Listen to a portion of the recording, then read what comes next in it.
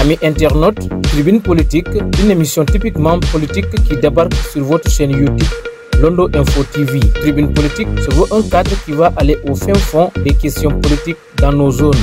Nous irons à la rencontre des acteurs et leaders politiques d'ici et d'ailleurs pour comprendre beaucoup de choses dans leurs ambitions. Nous vous invitons à suivre Tribune Politique et à vous abonner sur votre chaîne YouTube Londo Info TV. Tribune Politique, c'est l'émission qui va vous faire connaître vos leaders politiques.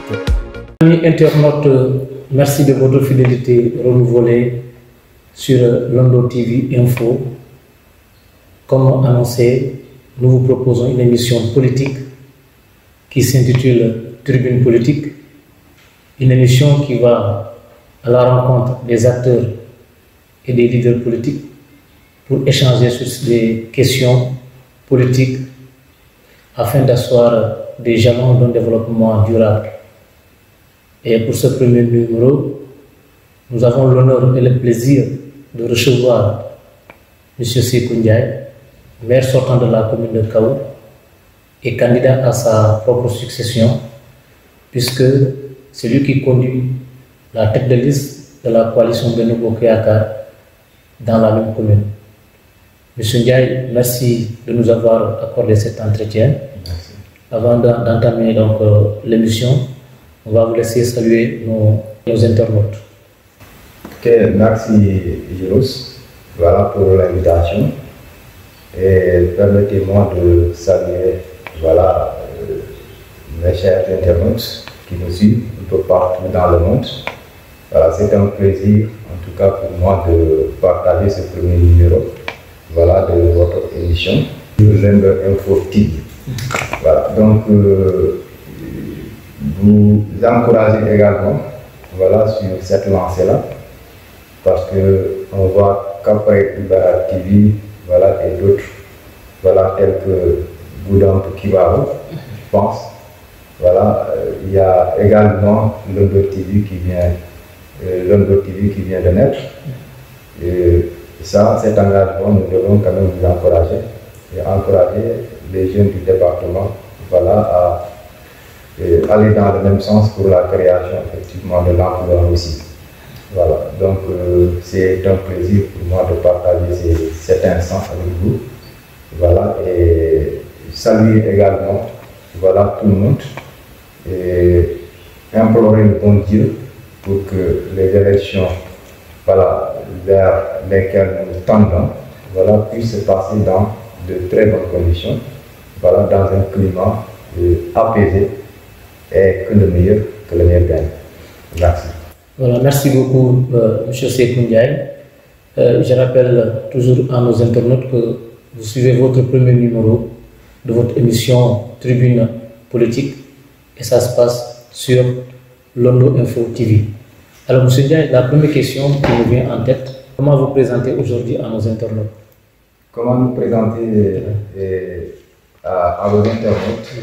Voilà, donc je suis le maire de la commune de Kaou, candidat à ma propre succession au compte de la coalition Benno Bokk Yakaar. Né à Kaou et qui a grandi à Kaou, qui a fait ses études primaires à Kaou et ses études moyennes à Goudamp et qui a quitté Goudamp que pour les études secondaires parce qu'à l'époque Goudamp n'avait pas encore de lycée pour rejoindre le lycée Djignabo et qui a quitté également Djignabo, ce n'était qu'en 2005, pour rejoindre l'université Cheikh Anta Diop. Et en 2008, qui a quitté également l'université Cheikh Anta Diop pour devenir professeur. Et aujourd'hui, je suis professeur de mathématiques. En 2014, j'étais en service au lycée d'Adéa. Et donc, professionnellement, je suis professeur de mathématiques comme fonction et qui a fait sa formation politique, débuté sa formation politique timidement avec le Parti démocratique sénégalais, avec la venue de Wade en 2000 parce qu'il y avait tout un engouement autour de lui pour une alternance. Et cet engouement nous a poussé aussi à aimer la politique. Et en 2013, j'ai adhéré à l'Union centriste du Sénégal, Abdoulaye Baldé. Et c'est avec cette formation d'ailleurs que je suis porté à la tête de la mairie de Kao. Voilà. Et aujourd'hui, je porte quand même le drapeau de la coalition Benno Bokk Yakaar, voilà, pour défendre effectivement cette coalition pour les échéances à venir. L'autre question, monsieur le maire, les investitures viennent de se passer. Comment vous avez vécu ce moment? Oui, les investitures se sont passées quand même. C'était à Kaoul, c'était un peu particulier, hein? Voilà, pas comme dans d'autres communes, parce que nous avons vu qu'il y a eu quand même trop de cacophonie dans la commune. Non, c'est tel qui est pris, non, c'est pas lui, c'est tel l'autre qui est pris. Voilà, mais je pense que les instances supérieures, voilà, ont finalement tranché. Et aujourd'hui, quand même, je pense que tout le monde, quand même, est conscient qu'il y a une seule candidature de la coalition Benno Bokk Yakaar. Et cette candidature de la coalition Benno Bokk Yakaar est portée par le maire sortant, Sékou Ndiaye, que je suis. Depuis que ce terroir est devenu connu, j'allais dire, vous êtes porté donc à la tête de cette jeune commune et aujourd'hui vous êtes au terme de votre mandat. S'il y a un bilan à faire, que peut-on retenir réellement? Oui, le bilan il est très satisfaisant, voilà, et très défendable. En 2014, quand on est porté à la tête effectivement de cette collectivité, vous étiez là. Vous savez où est-ce que nous avons trouvé cette commune et où est-ce que nous l'avons amenée aujourd'hui. Et les gens font souvent de l'amalgame. On ne peut pas vouloir la progression du développement de Kaoul, voilà, la comparer effectivement à la progression peut-être du développement à Ziguinchor ou bien à Dakar, dans la mesure où nous n'avons pas, voilà, les mêmes potentialités quand même. Les potentialités ne sont pas les mêmes. Les ressources. Voilà, les ressources ne sont pas les mêmes. Parce qu'à Ziguinchor, quand même, voilà, ce qui recouvre en termes de recettes, à Kaoul, on n'en a pas. Voilà, donc on se débrouille effectivement avec nos maigres fonds de dotation, fonds de concours, voilà, et quelques appuis extraordinaires, voilà, qui ne sont pas toujours évidents, et l'apport de quelques partenaires. Voilà, donc en 2014, quand on venait, on avait trouvé une commune toute noire parce que tout simplement, aucun village dans cette commune-là n'était électrifié. À notre arrivée, certes, d'autres diront que l'électrification n'est pas une compétence transférée, je les confirme d'ailleurs.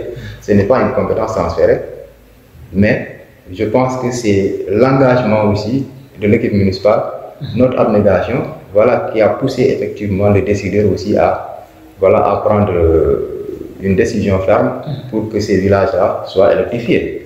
Voilà. La preuve est que quand on n'était pas là, c'était parfait.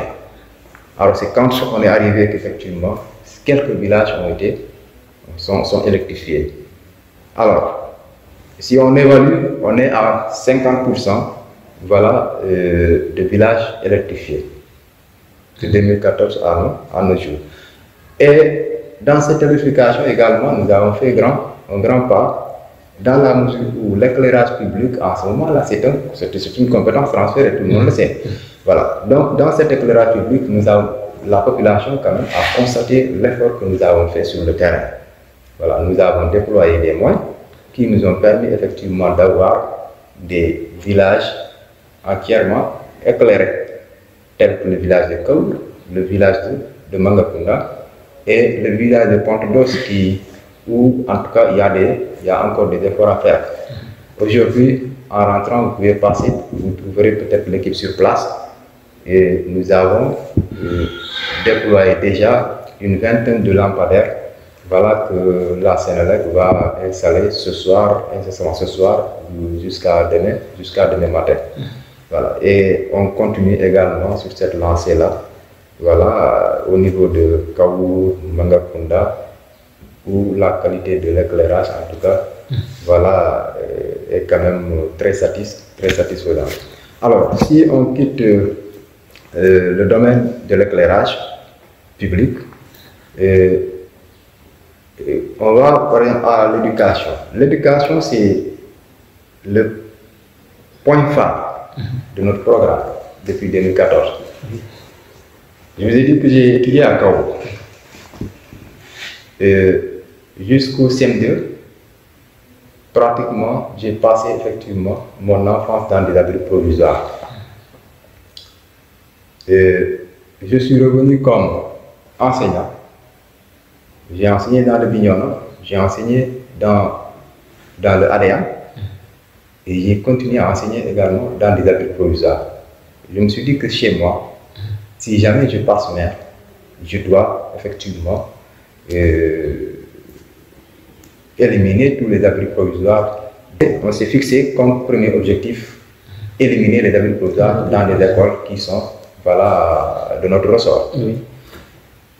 Et on a réussi quand même à construire 15 salles de classe réparties entre les différents villages de la commune.